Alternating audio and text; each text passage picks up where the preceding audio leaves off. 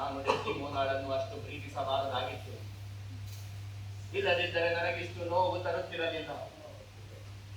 ಓ ಡೆಸ್ಟಿಮೋನಾ, ಅವಳೆಂತಹ ಸುಂದರಿ!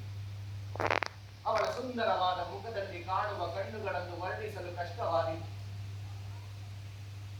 ಆ ಕಣ್ಣುಗಳಲ್ಲಿ ಆವರಿಸಿದ ಶುಭ್ರತೆ, ಮೈ ಮಾಟವಿದೆ.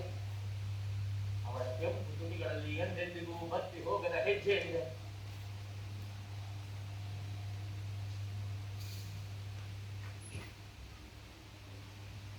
ಈ ಒತ್ತಡವ ಜಗತ್ತಿನಲ್ಲಿ ದ್ವೇಷಿಸುವುದು ಇಬ್ಬರನ್ನು ಮಾತ್ರ.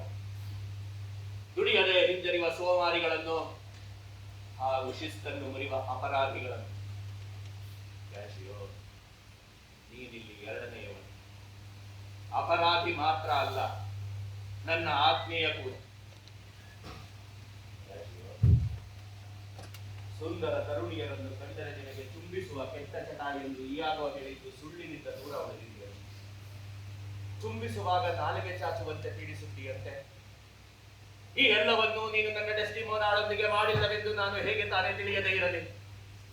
ನೀವಿಬ್ಬರೂ ಮನವನ್ನಂತೆ ಹಾಸಿಗೆಯನ್ನು ಹಂಚಿಕೊಂಡಿಲ್ಲವೆಂದು ಹೇಗೆ ತಾನೇ ತಿಳಿಯದೆ ಹೋಗಲಿ? ನನ್ನ ಒಲವಿನ ಬಗ್ಗೆ ಉದಾಸೀನ ತಡೆದಳೆ ನನ್ನ ಡೆಸ್ಟಿಮೋನಾ.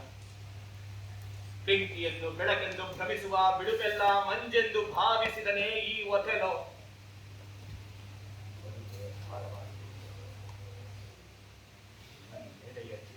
ವಿಷವಾಗುತ್ತಿದೆ.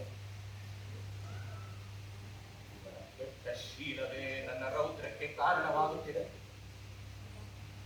ಜಗದ ಜನತೆಗೆ ಕೂಗಿ ಹೇಳುತ್ತೇನೆ, ಕೆಟ್ಟ ಹೆಣ್ಣುಗಳ ಬಾಳಿಗೆ ಬೆಂಕಿ ಹಚ್ಚಿ ಎಂದು. ಒಂದನೇದು, ಉಳಿಸಿ ನಲಿಸಿ ಬಾಳಿಸುವ ಕರುಣೆ ನನಗಿಲ್ಲ. ನನ್ನನ್ನು ನೊಲಿಸಿ ನಂಬಿಸಿ ಬದುಕುವ ಕಾರಣವೂ ಇವಳಿಗೆ. ಡೆಸ್ಟಿಮೋನಾ, ನಿನ್ನ ಸೌಂದರ್ಯಕ್ಕೆ ನಾನು ಕೊಡುವ ಕೊನೆಯ ಚುಂಬನ.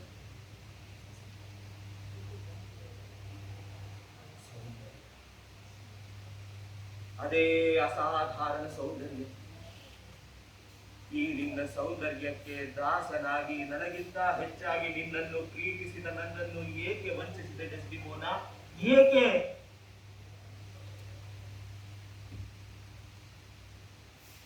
ಡೆಸ್ಟಿಮೋನಾ, ನೀನು ಮಾಡಿರುವ ಪಾಪಗಳಿಗೆ ಪರಿಹಾರ ನೀಡುವಂತೆ ನಿನ್ನ ದೇವರಲ್ಲಿ ಪ್ರಾರ್ಥಿಸಿ.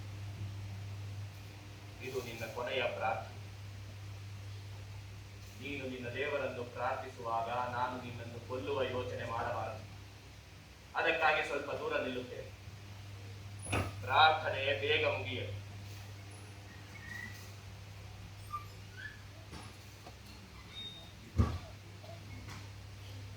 ನನ್ನ ಮತ್ತು ಡೆಸ್ಟಿಮೋನಾಳ ಪ್ರಣಯದ ಸಾಕ್ಷಿಗಾಗಿ ನಾನು ಪ್ರೀತಿಯಿಂದ ಕೊಟ್ಟ ಕರವಸ್ತ್ರವನ್ನು ಅನಾಯಾಸವಾಗಿ ಆ ತ್ಯಾಶಿಯೊಂದಿಗೆ ಕೊಡುತ್ತಾಳಲ್ಲವೇ? ಸಾಯಿ ಸಾಯಿ, ನಿನ್ನ ಪ್ರಿಯಕರನ ಹೆಸರಿನಲ್ಲಿ ನೀನು ಸಾಯಿ. ಸಾಯಿ ಸಾಯಿ, ಆ ದ್ರೋಹಿಯ ಹೆಸರಿನಲ್ಲಿ ನೀನು ಸಾಯಿ. ಸಾಯಿ ಸಾಯಿ ಸಾಯಿ, ಸ್ನೇಹಿತರ ಮಡದಿಯೊಂದಿಗೆ ಅನೈತಿಕ ಅಕ್ರಮ ಸಂಬಂಧ ಬೆಳೆಸಿಕೊಂಡ ಆ ಘಾತಕನ ಹೆಸರಿನಲ್ಲಿ ನೀನು ಸಾಯಿ. ಸಾಯಿ ಸಾಯಿ.